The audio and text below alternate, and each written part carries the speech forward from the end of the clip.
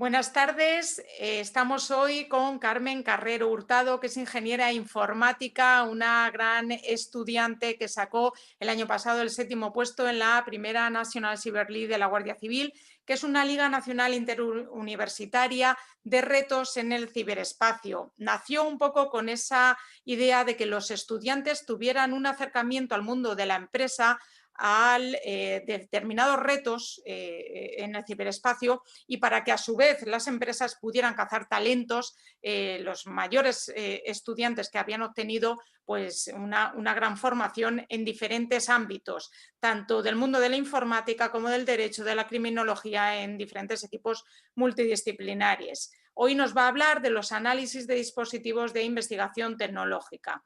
Gracias, Carmen, por prestarte para dar esta ponencia a los alumnos y que puedan conocer tu experiencia y bueno, pues tu gran profesionalidad por haber sacado ese puesto tan importante en esta Nacional Cyber League. Gracias y bienvenida, Carmen. Hola, pues muchas gracias. Para mí es todo un honor estar aquí y bueno, voy a empezar la presentación. Voy a compartir pantalla y supongo que se ve. Sí, perfecto. Vale. Bueno, pues primero me presento, aunque Gemma me ha hecho una gran presentación. Mi nombre es Carmen y voy a hablar de los dispositivos digitales incautados en un registro.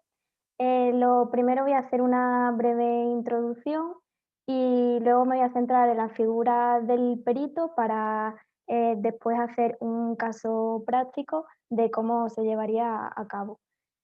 Bueno, los tiempos, como sabemos, han ido cambiando, se han desarrollado nuevas tecnologías, internet, etcétera, y eso ha hecho que la forma en la que se cometen los delitos también cambie. De esta manera, el ciberespacio se considera un nuevo medio en el que se cometen delitos. ¿Qué tipo de delitos? Pues en esencia siguen manteniendo los delitos clásicos, pero este desarrollo de las tecnologías ha llevado a que también se desarrollen una nueva forma de delinquir y se creen unos delitos nuevos. Em, por ejemplo, esto es lo que sucede en un minuto en Internet. Son dos infogramas que están realizados por dos personas que los hacen anualmente. Y bueno, como vemos, la diferencia entre un año y otro es bastante amplia. Esto simplemente es un minuto, son 60 segundos. Multiplicamos esto por las horas, por meses, por años, al final es una pasada. ¿Qué nos influye o qué influye en esto en nosotros? Pues imaginar en un segundo la cantidad de delitos que se pueden cometer o la cantidad de pericias tecnológicas que se pueden llevar a cabo en un minuto, ya sea en fotografías de Instagram, en mensajes de Facebook, mensajes de WhatsApp, etcétera. Aquí es donde entra la figura del perito informático. ¿Qué es un perito informático? Pues es un experto en materia tecnológica que ayuda a obtener evidencias digitales a través de la informática forense. En la Ley de Enjuiciamiento Criminal, el artículo 299 admite como prueba el dictamen de perito. De la misma manera, el artículo 335 em, eh, dicta que, que cuando sean necesarios conocimientos científicos, artísticos, técnicos o prácticos para valorar hechos relevantes, las partes podrán aportar al proceso el dictamen de peritos que posean los conocimientos correspondientes. Una buena pericia tecnológica se tiene que hacer con equipos multidisciplinares, puesto que hay que apoyarse en legislación, conocimiento, telecomunicaciones, la parte tecnológica, obviamente, etcétera. La elaboración de un informe pericial consta de las siguientes fases: presentación del caso, adquisición de evidencia, análisis y obtención de la información, generación de informe y presentación de pruebas. En todas estas fases hay que garantizar la cadena de custodia y bueno, yo he puesto la cadena de custodia a partir de la adquisición de evidencia y hasta el final del proceso, porque la presentación del caso son entrevistas con el cliente, oratoria con los abogados, estudio del caso y bueno, no hay custodia que garantizar porque no hay pruebas físicas todavía. Vale, creo que esto se comenta en ponencias posteriores, pero pues así a grandes rasgos, comentar que la cadena de custodia es el proceso por el que se garantiza que una prueba es legítima, que no ha sido manipulada, ni deteriorada, ni sustituida en todo el proceso que dura la conservación de esa prueba. ¿Cómo se garantiza la cadena de custodia en un dispositivo digital? Pues primeramente se lleva ante un secretario judicial o notario para que garantice el procedimiento que se está llevando a cabo y siempre, siempre, siempre se realizan copias para no utilizar el original. Estas copias son las que se guardan en guardia custodia y no se tocan. O sea, se trabaja siempre con, perdón, el original es el que se guarda y se trabaja siempre con copias. También se calcula el hash. El hash es un algoritmo matemático que es algo así como la firma digital de la evidencia, de tal manera que si posteriormente volvemos a calcular el hash, tendría que salir el mismo valor numérico. Si no sale el mismo, es que algo se ha modificado. También se utilizan bolsas antiestáticas, de burbujas, etcétera, para garantizar en todo momento la cadena de custodia y que no se puedan manipular pruebas. Bueno, pasamos ahora a la fase del análisis, que es la que más nos concierne en esta ponencia, y cómo se realiza un buen análisis. Bueno, lo primero, como he dicho anteriormente, es contar con un equipo multidisciplinar. Eh, una vez que tenemos el equipo, que hemos realizado ya el análisis, lo siguiente sería repetirlo. Esto puede sonar un poco raro, pero ¿por qué repetirlo? Pues porque si estamos en el punto A y hemos llegado al punto B, repitiendo el proceso, tendremos que volver a llegar al punto B. Si no llegamos al mismo punto es que ha habido fallos o errores que tenemos que tener en cuenta. Entonces lo mejor es repetir el análisis y comprobar que sale lo mismo. Luego también tenemos que saber qué es lo que hay que buscar y saber separar información, saber separar el grano de la paja, que se suele decir. ¿Por qué se hace esto? Pues imaginémonos un disco duro de 512 gigas y imaginemos que son casos totalmente ficticios, que estamos ante un caso de bullying en el que se ha incautado el ordenador del supuesto agresor, puesto que la víctima dice que le han grabado y tiene vídeos y tiene fotografías que le acosan. Y entonces, pues tenemos 512 gigas de información. Eso es muchísima información. Entonces, tendríamos que filtrar, pues por imágenes, por vídeos, descartar a priori, por ejemplo, el correo electrónico o las carpetas que el alumno tiene compartidas con los profesores, porque suponemos que en esas carpetas obviamente no va a haber nada ilícito. ¿Por qué he dicho a priori? Pues porque se pueden utilizar una serie de técnicas, ya son como esteganografía o criptografía. La esteganografía es la técnica que permite la ocultación de información en una imagen, vídeo, archivo, etcétera.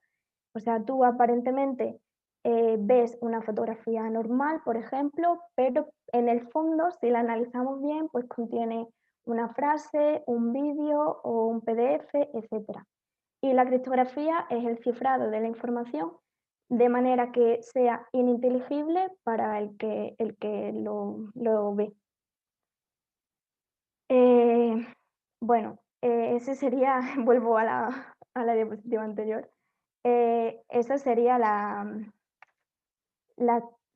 como los pasos a realizar para tener un buen análisis. Antes de pasar con el caso práctico, también comentar que las dos últimas fases del informe pericial, que era la entrega del informe y la presentación ante el juzgado, bueno, pues obviamente hay que ir documentando todo el proceso, con fotos, captura de pantalla, el tiempo que te ha llevado cada tarea, etcétera.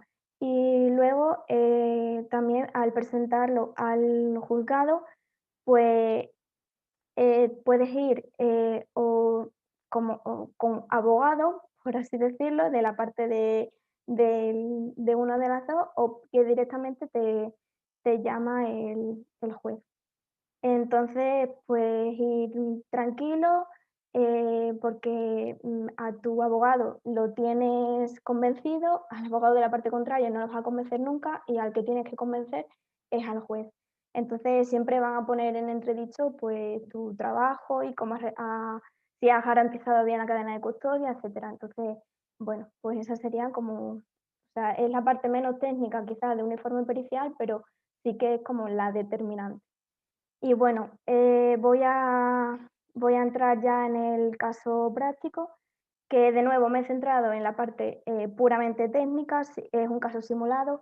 Si esto fuese un caso real, pues habría que hacer antes un estudio del caso, un análisis, una entrevista, habría que obtener los dispositivos como hemos dicho antes, pues en bolsas de burbuja, antiestáticas, ante notario, etcétera. Pero bueno, yo voy a pasar ya, suponemos que todo eso se ha hecho bien, está bien hecho, entonces voy a pasar ya como al análisis, ¿vale? El caso que he escogido, bueno, una empresa nos ha contratado porque ha sido víctima de un ciberataque, en este caso ha sido un phishing.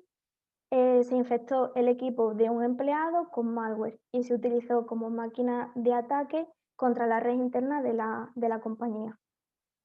Disponemos del correo electrónico, nos dan un volcado de memoria a analizar y bueno, tenemos aquí, vaya, tenemos aquí el correo electrónico entre la víctima y el atacante, en el que, bueno, comprobamos que efectivamente ha sido un phishing, que ha sido mediante un currículum que estaba contaminado, se lo ha descargado y pues ha contaminado toda la empresa.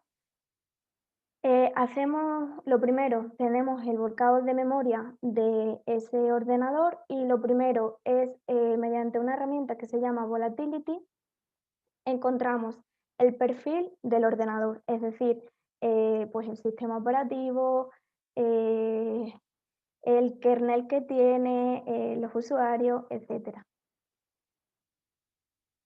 Bueno, pues utilizamos esta misma herramienta, como he dicho, que es Volatility, y nos muestra por pantalla los registros, los procesos que están registrados en la memoria. Estos procesos nos los saca en un archivo que se llama mendan.doc y que si analizamos el archivo, pues vemos algunos procesos raros como explorer.s o powershell.s. Explorer.s es un navegador web y el PowerShell es una terminal de comandos que el empleado no ha utilizado en ningún momento. Con un módulo que se llama FileScan de la misma herramienta Volatility, estos son comandos que se escriben en terminal, eh, filtramos por la palabra resume, que es currículum, puesto que sabemos que el phishing ha venido de esa parte y nos encontramos que hay dos archivos con ese nombre que ya son un poco sospechosos. Por lo que volcamos el contenido de esos ficheros, lo volcamos en un fichero de salida y analizamos los strings, que son las cadenas de caracteres que tiene ese fichero. Bueno, pues como vemos 39 barra C, dos puntos barra, Windows, etcétera. Pero hay algo que nos llama la atención, que es todas las letras que vienen en la última parte del fichero. Son letras que normalmente un PDF no tiene, que es el tipo de fichero que hemos volcado. Y pues bueno, si ya sabemos un poco del tema, está codificado en base 64.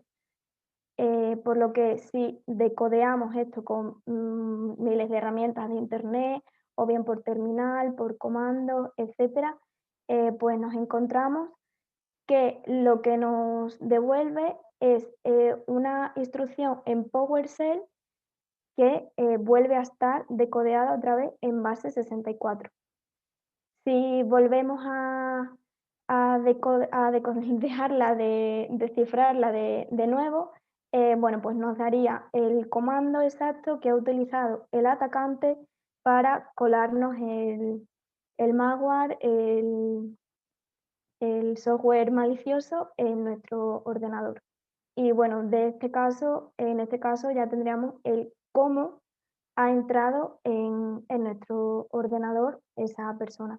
Porque muchas veces cuando se realiza un informe pericial, hay que contestar una serie de preguntas como qué es lo que quiere el cliente, cuándo, cómo y también una muy importante es por qué. No solo por qué se ha realizado el acto, sino por qué se ha permitido. Y en este caso, pues es a través de un phishing y bueno, una posible solución para la empresa pues sería bloquear este tipo de correos de spam o pasarle un antivirus a todos los archivos, etcétera.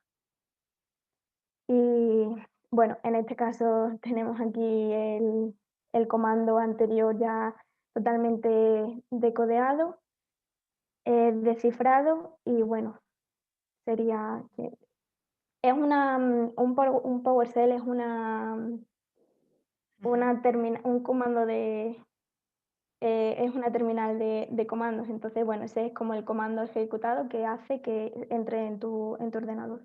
Carmen, buenísima, buenísima Ya, exposición. Desde luego, yo desde el punto de vista jurídico como abogada, agradezco mucho para que los alumnos puedan entender tanto del ámbito jurídico que van a venir como del ámbito técnico, pero que necesiten esa información jurídica de cómo llevarlo a cabo por la cadena de custodia. Me parece interesantísimo y desde luego lo has explicado con este ejemplo práctico de una forma muy, muy clara que les va a quedar a los alumnos. Luego, además, esto se va a complementar con otra asignatura que tienen los alumnos también, precisamente de Derecho Procesal y de cómo presentar esa prueba electrónica en juicio. Me ha parecido también tu comentario, ¿no? De que a tu abogado le tienes convencido, al que tienes que convencer es al juez, y ir sí, siempre desde un punto de vista muy profesional, muy técnico. El perito es el que más sabe de lo que va a exponer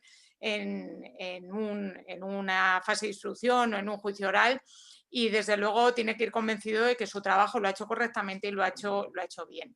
Así que Carmen, muchísimas gracias de verdad por participar y por exponer un poco todo lo que nos has explicado y que los alumnos puedan conocer un poquito más de esta medida de investigación, de esta prueba pericial.